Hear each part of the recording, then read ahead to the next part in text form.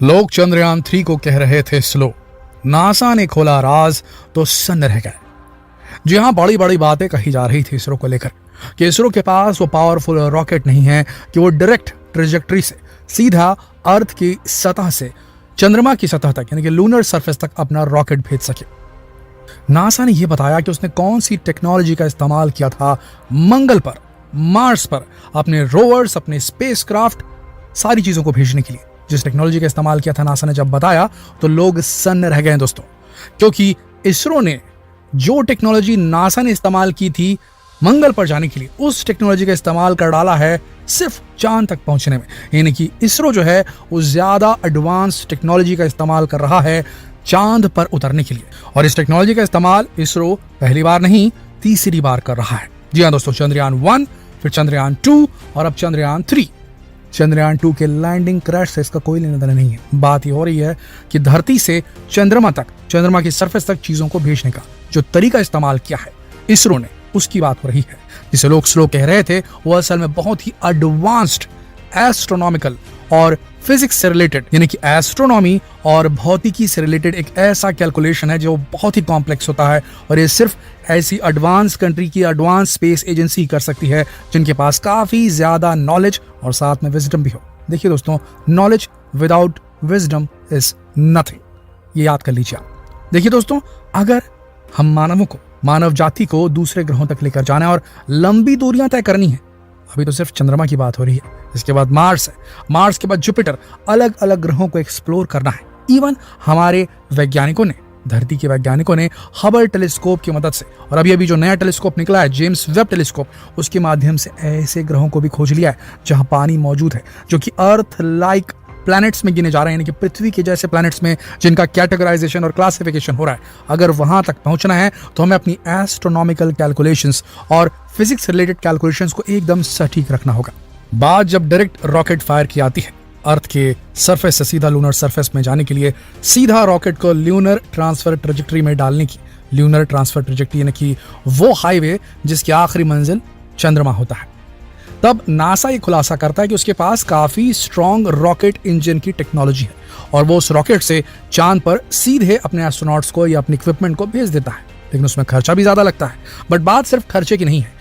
NASA ये कहता है कि नासा के पास चांद तक पहुंचने के लिए तो ताकतवर रॉकेट मौजूद है, लेकिन नासा को अगर मंगल तक जाना होता है या इसके आगे यात्रा करनी होती है तो कोई रॉकेट डायरेक्ट नहीं पहुंचा सकता, उसे भी फिर इसी मेथड का इस्तेमाल करना पड़ता है। यानी कि वो मेथड जिससे रॉकेट जो है उसे उस डायरेक्शन में गोल गोल गोल गोल घुमाया जाता है, अर्थ की परिक्रमा कराई जाती है उस ऑर्बिट में, उस कक्षा में और उस डायरेक्शन में जिस डायरेक्शन में अर्थ घूम रही है, यानी कि पृथ्वी घूम रही है।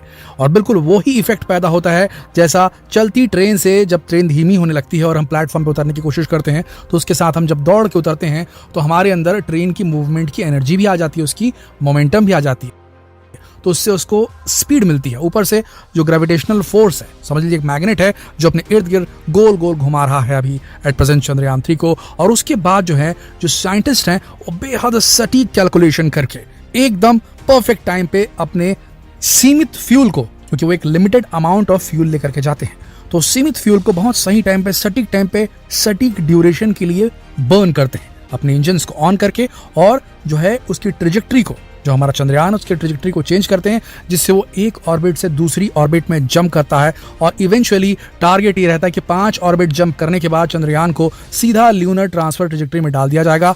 यानी कि जब ये गोल घूम करके पृथ्वी के पास आता है तब यहाँ पर अर्थ बाउंड ऑर्बिटल मनूवर करने के लिए जो अर्थ बाउंड फायरिंग की जाती है, उसमें जो इंजन है उसको चालू किया जाता है थोड़ी देर के लिए ताकि उसकी ऑर्बिट का जो घेरा है वो बड़ा होता चला जाए। अभी एट प्रेजेंट वो 4th ऑर्बिट में है और 25 जुलाई को इसको 5th ऑर्बिट में डाल दिया जाएगा। इन 5 ऑर्बिट में गोल गोल घूमने के बाद बिल्कुल एक स्लिंग की तरह इसे गोल गोल घुमा के सीधा फायर किया जाएगा और ये सीधा फिर ल्यूनर ट्रेजेक्ट्री में चला जाएगा। यानी कि अर्थ की ग्रेविटेशनल फोर्स का इस्तेमाल करके इसे मूवमेंट दिया जा रहा है रादर देन पूरा फ्यूल को बर्न करके।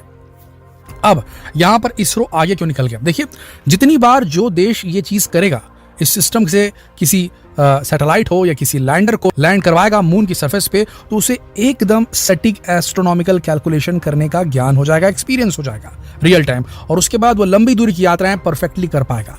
ध्यान रखिएगा किस तरीके से हो रहा है, एक बार फिर से आपको बताते हैं क्यों ज्यादा एडवांस टेक्नोलॉजी का इस्तेमाल करके इसरो ये कर रहा है और बार बार प्रैक्टिस कर रहा है इस टेक्नोलॉजी की। इसरो का चंद्रयान 3 स्लो नहीं है, ये जो टेक्नोलॉजी यूज की जा रही है इससे हम मंगल पर और उसके आगे भी जा सकते हैं दोस्तों आने वाले भविष्य में। ध्यान से सुनिएगा कैसे हो रहा है सब। 15 जुलाई 2023 को पहली ऑर्बिट में एस्टैब्लिश किया गया था चंद्रयान 3 को, जिसकी पेरिजी जो थी वो 173 किलोमीटर थी और अपोजी जो थी वो 41,762 किलोमीटर थी। अब ये पेरिजी क्या है और अपोजी क्या है? जब हम एक सर्कल बनाएंगे, अभी सर्कल तो नहीं है, एक इलिप्टिकल ऑर्बिट में गोल गोल घुमाया जा रहा है चंद्रयान को, ताकि वो गोल गोल घूम के उसके अंदर एक स्पीड जनरेट हो जाए अर्थ की ग्रेविटेशनल फील्ड का इस्तेमाल करके। तो जो एक गोला है, जो घेरा है, इसका जो सबसे समीप बिंदु है धरती से, उसे पेरिजी कहा जाता है, और सबसे दूरस्थ बिंदु जो है इस सर्कल का, इस घेरे का, उसे एपोजी कहा जाता है। तो पहला ऑर्बिट जो हमारा था वो 173 किलोमीटर पेरिजी पास वाला और 41,762 जो था किलोमीटर एपोजी था। उसके बाद 17 जुलाई को जैसे ही ये धरती के करीब आया, 173 किलोमीटर के पेरिजी में आया, अब इस ट्रैक से, इस ट्रैक यानी कि ISTRAC यानी कि ISRO telemetry tracking and command network Bengaluru, ये इसरो का एक ऑफिस है, स्टेशन है, जहां से हर सैटेलाइट रॉकेट लॉन्च के ऊपर ट्रैकिंग की जाती है और यहीं से वो बटन दबाया जाता है जो हमने आपको बताया, स्ट्रेटेजिक, जो एकदम सही टाइम पे जो इंजन को चालू करने का काम था। तो जब पहली ऑर्बिट में, दूसरी ऑर्बिट में उसे भेजना था 17 जुलाई 2023 को, तब क्या किया गया? ये जैसे 173 किलोमीटर के पास पहुंचा, तब earth bound orbital manoeuvre second number का किया गया और उस दौरान थोड़ी देर के लिए इंजन को चालू किया गया और जो 173 किलोमीटर के पास में पहुंचा था उसे थोड़ा पुश करके 226 किलोमीटर दूर भेज दिया गया, जिससे उसकी पेरिजी जो थी वो 226 हो गई और उसकी एपोजी जो थी वो 41,000 के ऊपर पहुंच गई। उसके बाद ऐसे ही किया गया थर्ड ऑर्बिट में 18 जुलाई को, और तब 51,000 दूर तक पहुंच गया था हमारा चंद्रयान। और अब कल 20 जुलाई को चौथी ऑर्बिट में सक्सेसफुली इसको एस्टैब्लिश कर लिया गया। इसकी पेरिजी जो है वो 233 किलोमीटर है और एपोजी जो दूरस्थ पॉइंट है वो 71,353 किलोमीटर हो चुका है। अब पांचवा मनूवर होने वाला है, पांचवा earth bound manoeuvre, earth bound orbital manoeuvre. तो ये जो है होने वाला है 25 जुलाई 2023 को। अर्थ बाउंड कहने का मतलब धरती से किया गया वो चेंज, मनूवर यानी कि चेंज, ठीक है, ऑर्बिट में, तो उसे कहा जाता है अर्थ बाउंड मनूवर। और इसके लिए स्ट्रेटेजिकली इंजन्स को यहाँ पृथ्वी पे बटन दबाया जाता है, आइस ट्रैक नाम का जो ऑफिस है बेंगलुरु में, वहां से। तो इस तरीके से इस टेक्नोलॉजी का इस्तेमाल करके पांचवें ऑर्बिट में जब पहुंच जाएगा तब उसे डाला जाएगा, और इस तरीके से जब पांचवा ऑर्बिट क्रॉस करने के बाद में इसे ल्यूनर ट्रेजेक्टरी में डाला जाएगा, तब क्या आपको बात बता रहे हैं। चांसेस ये हैं कि जुलाई 31 की रात और अगस्त 1 की एकदम सुबह सुबह ये जो है मनूवर किया जाएगा और चंद्रयान 3 को फिफ्थ ऑर्बिट से सीधा लूनर ट्रांसफर ट्रेजेक्टरी में डाल दिया जाएगा इस रात को।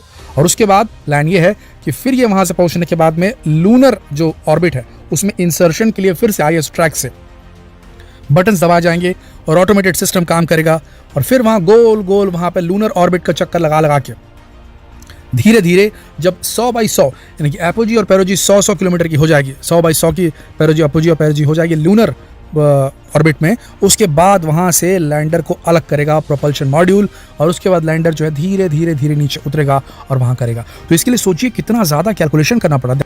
ध्यान रखिएगा इस बात का दोस्तों, ये जो मून है ये सर्कुलर ऑर्बिट में नहीं घूमता, पृथ्वी के इलिप्टिकल यानी कि अंडाकार ऑर्बिट में परिक्रमा कर रहा है। तो ऐसी स्थिति में चंद्रमा का जो डिस्टेंस है पृथ्वी से वो हर बार चेंज हो रहा है। आप इस बात को देखिए और उसमें सटीक कैलकुलेशन करना कि पहले तो आप पहले उसको पृथ्वी के अराउंड ही घुमा रहे हो 5 बार, फिर उसके बाद उसको सही डायरेक्शन दे रहे हो अकॉर्डिंग टू वो प्लेस कि चंद्रमा जो है जहां पर होगा, होने वाला होगा, उस जगह को कैलकुलेट करना और फिर वो वहां पहुंचेगा तब उसे उसकी ऑर्बिट में इंसर्ट करना। बहुत बड़ी बात है दोस्तों। अब ये मान के चलिए जो पुराणों और वेदों में बताया जाता था कि हमारे जो पुराने वैज्ञानिक थे, ऋषि मुनि जो थे, उन्होंने करेक्ट एस्ट्रोनॉमिकल कैलकुलेशंस किए थे, लगभग वही दिमाग हमारे साइंटिस्ट इसरो के आज लगा रहे हैं। तो ये बात बिल्कुल सोचिए कि जो चंद्रयान है वो 42 दिन में पहुंचेगा। भाई आपको बता दें चंद्रयान 2 48 दिन में पहुंचा था, भले वो क्रैश लैंड हो गया। ये 42-43 दिन में पहुंचेगा हमारा जो चंद्रयान 3 है। लेकिन इसका मतलब ये नहीं कि ये खराब टेक्नोलॉजी का इस्तेमाल करके भेजा जा रहा है। इसी टेक्नोलॉजी का इस्तेमाल करके हम सुदूर अंतरिक्ष को एक्सप्लोर कर सकते हैं। डायरेक्ट रॉकेट भेजने की क्षमता तो नासा अमेरिका के पास भी नहीं है मंगल ग्रह तक की। तो समझ गए आप इस बात को। आशा करते हैं इस वीडियो से आपको कुछ नया जानने को मिला होगा। अगर ये वीडियो आपको नॉलेजेबल लगी तो आपसे रिक्वेस्ट है कि इसे अपने तक सीमित बिल्कुल ना रखें, इसे शेयर करें फेसबुक पर, व्हाट्सएप पर, यूट्यूब पर। याद रखिए ज्ञान बांटने से बढ़ता है। मिलते हैं अगले वीडियो में, तब तक के लिए आप सबका इस वीडियो के अंत तक बने रहने के लिए दिल से धन्यवाद।